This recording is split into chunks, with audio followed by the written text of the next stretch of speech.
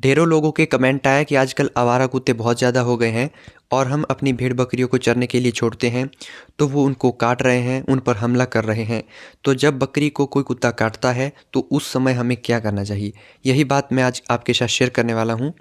तो गाइज़, जो भी आपकी बकरी को डॉग काटता है उसकी पूरी जानकारी आपके पास होनी चाहिए कि कोई आवारा डॉग है और उस डॉग को कोई बीमारी तो नहीं है, वो डॉग कहाँ से आया है, कहीं इन्फेक्टेड तो नहीं है, या कोई डॉग आपके घर के आसपास किसी बंदे ने जो है वो पाल के रखा है। पूरा मतलब कि डॉग के बारे में आपको जानकारी होनी चाहिए।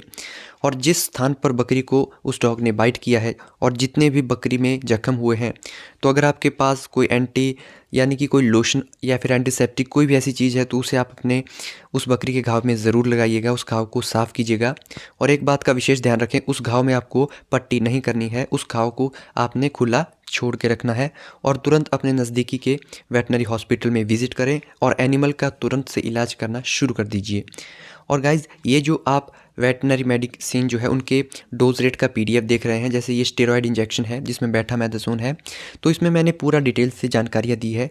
जो फील्ड में वेटनरी के प्रैक्टिशनर काम करते हैं उनके लिए ये पीडीएफ बहुत ही यूज़फुल है, प्रॉपर जानकारी दी है। आपको कभी भी फील्ड में ज़रूरत पड़ सकती है तो आप इसे मेरे से ख़रीद सकते हैं। व्हाट्सएप नंबर दिया है, उस पर आप मुझे कॉल और व्हाट्सएप कर सकते हैं। और इस पीडीएफ का मात्र प्राइस है 200 रुपये। जिसको भी चाहिए तो मुझे कांटेक्ट कर सकता है। इसके अलावा अगर आप डायरेक्ट मुझसे कॉल पर बात करना चाहते हैं तो नंबर दिया है व्हाट्सएप पर, तो उस पर आप बात कर सकते हैं।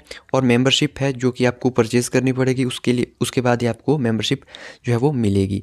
तो ये आप विज़िट कर सकते हैं व्हाट्सएप नंबर के द्वारा। अब हम बात करते हैं, जब डॉग जो है वो बाइट करता है किसी भी पशु पे, मान लीजिए जैसे गोट पे बाइट करता है, तो हमें तुरंत से जो वैक्सीन आती है या फिर एक इंजेक्शन आता है रक्षाराब करके, जो एक वैक्सीन है, ठीक है, जो कि हमारे पशु में, जैसे गोट है तो गोट में 1 ml लगती है और इंट्रामस्कुलर और सबकट 2 रूटों से उसको लगाते हैं। और ये आपके नियर बाय वेटनरी हॉस्पिटल या डिस्पेंसरीज में इजीली अवेलेबल मिल जाएगी। तो इसका जो टाइम का शेड्यूल है वो 0 डे से लेकर 90 दिन का रहेगा, जिसमें 0, 3, 7, 14, 28 और 90 जो दिन है वो आएगा। तो ये पूरा कोर्स जो है आपको अपनी बकरी का कराना है। और उसके बाद आपको क्या करना है कि जैसे पशु में दर्द भी है, डॉग ने बाइट किया है, तो दर्द के लिए हम उसमें मेलॉक्सिकैम का इंजेक्शन का यूज़ कर सकते हैं। बकरी में 2 से 5 ml जो है उसका यूज़ किया जा सकता है। और एंटीहिस्टामाइन के तौर पर CPM इंजेक्शन का भी इसमें इस्तेमाल हम कर सकते हैं। ये बकरी की कंडीशन पर निर्भर करेगा कि किस बकरी को कितनी मात्रा में मतलब कि उस डॉग ने बाइट किया है, और बकरी की कंडीशन के बेस पे जो है वो सारा रिकॉर्ड मेंटेन किया जाएगा।